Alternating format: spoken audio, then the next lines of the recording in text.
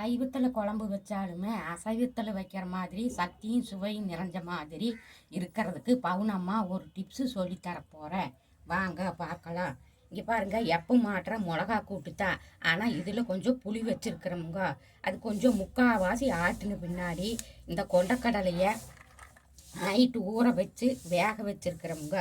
இப்போ இதையே இது கூட போட்டு நல்லா ஆட்டிடணுங்க. இப்படி ஆட்டுனா சக்தியும் சுவையும் நிறைஞ்ச மாதிரி இருக்குங்க. அசைவத்தில் செய்கிற மாதிரியே இருக்குது. இது நல்லா பலன் கொடுக்குங்க. நாங்கள் இந்த மாதிரி தான் 13 வருஷமாக செஞ்சு சாப்பிட்டு பயன்பட்டுருக்குறோமுங்க.